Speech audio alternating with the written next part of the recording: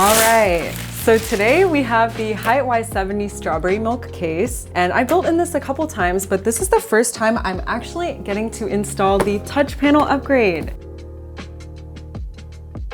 Here I have the Y70 Touch Infinite upgrade for the Strawberry Milk Y70. Let's go ahead and unbox this, I guess, and then we can go ahead and toss it into the case. I'm just gonna start by popping off all the panels because we're gonna have to do that anyways. Why is this like so hard? Okay.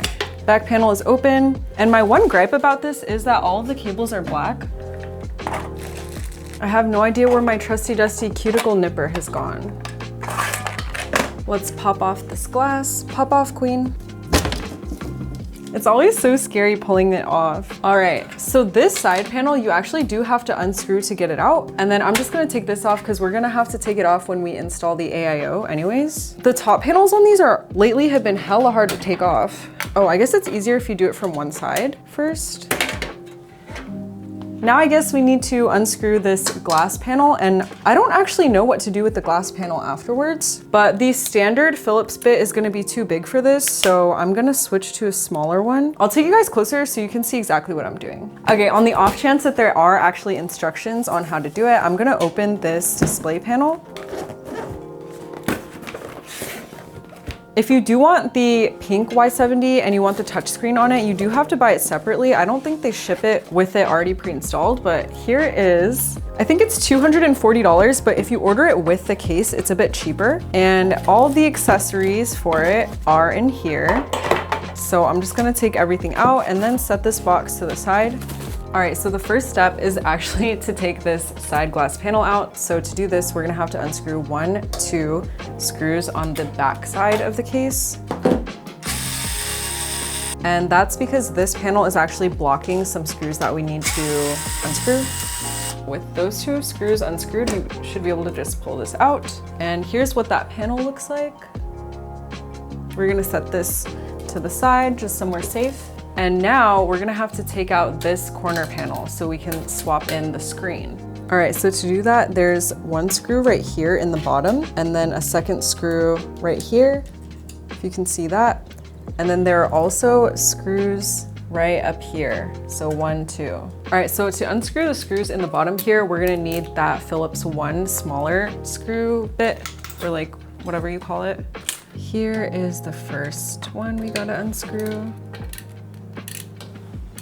The screw that goes back in here is this like chunky little short thick screw. Don't lose your screws. Okay, and then going to the other side over here, we're gonna go ahead and unscrew this one as well. All right, there it is. And now we have to unscrew the ones on top. All right, so these 2 up here just use normal sized like Phillips 0. And here's what that screw looks like.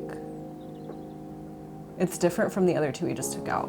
And there's 2, so let me get the second one. Oops. It's like kind of difficult to get in here. All right, but once those 4 screws are out, we should be able to just pop this out. It gets a little like stuck.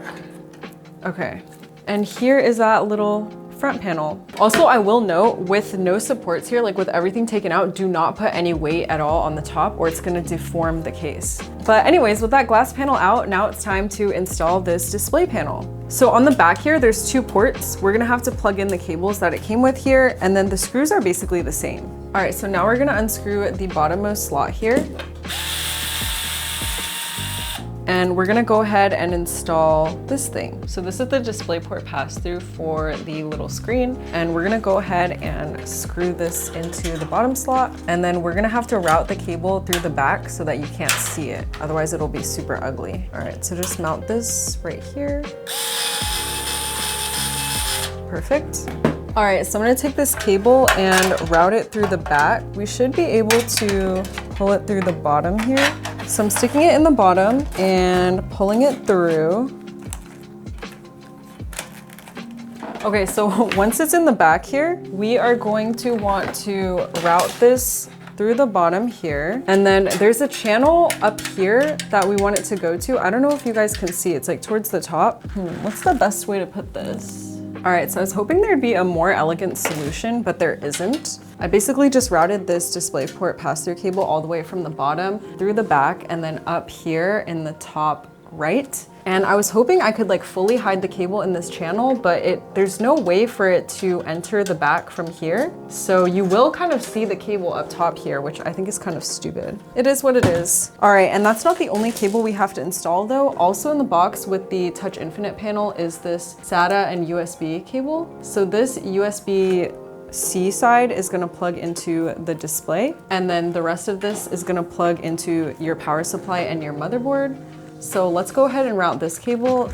All right, so I was hoping that you could just push in both cables like through this little gap and have it go in the side channel, but the gap isn't big enough. And I even tried unscrewing this, but that doesn't really do anything. You would have to actually like unrivet the case to open it up big enough, which I think is so silly, and I'm not gonna do that. So we're basically just gonna route this in the same spot, which is up here at the top. Just pull it through, there's like a little hole right here, and then we can then push it through the side. So here's where we're at. Both of the cables are pulled through to here. I don't know how well you can see, but they've just been routed through the back here, through these little channels and out through this gap. So now we're going to install the actual display and plug those cables into it. All right, so I think it would be easier to plug them in before we install everything. So here's where they plug in towards the top here, and then it's gonna be installed like facing this way. So just right here, one's for USB-C and one is for that display port. Time to plug in the display port. We're just going to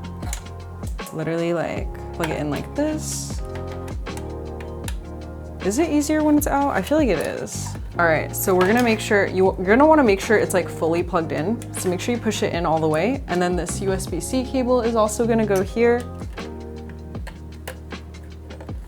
Fully plug that in too. And now we can kind of install this.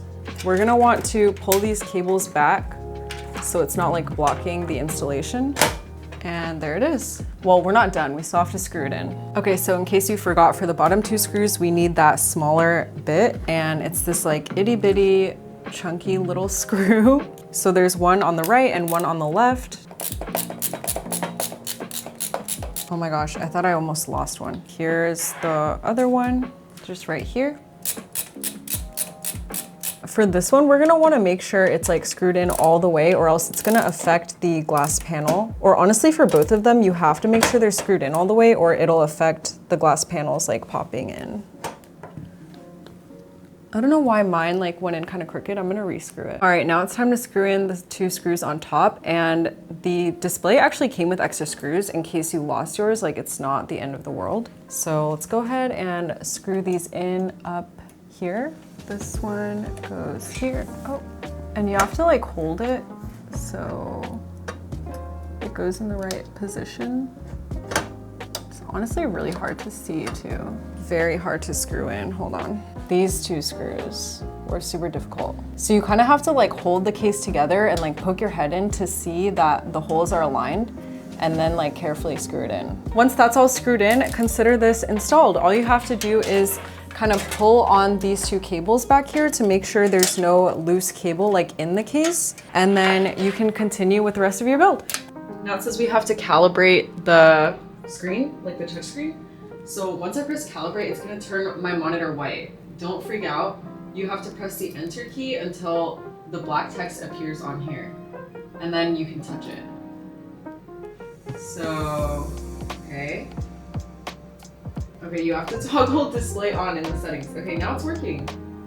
Cool. Okay, so now you can actually go ahead and swipe. You can copy these like smileys to your clipboard, play Spotify, do some like calculator stuff. You can also play games on this, I think. Oh wow, you can peep all of your performance. Oh, here's a blog game. You can play Tetris. I don't know if they have other games. It's giving iPhone though, this like UI. You can open up like Task Manager, and that ends up opening on your actual monitor. So right there. Now let's see what this looks like without the touch panel.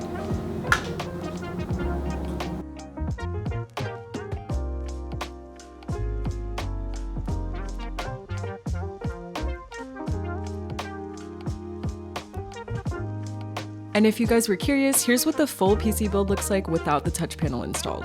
I know some people definitely prefer this more. I think I'm kind of in the hardware purist group of people that kind of likes the look of all the components without the touch panel in the way. But I'll let you guys be the judge. What do you think looks better, the touch panel installed or without? Anyways, this Yay Miko themed PC build was a build that I did for one of my followers who commissioned me, and she really loved the touch panel, so I figured I would do this tutorial to show you guys how to install it. If you guys want to see the full PC build tutorial, be sure to subscribe and let me know what other themes I should do. Thanks for watching!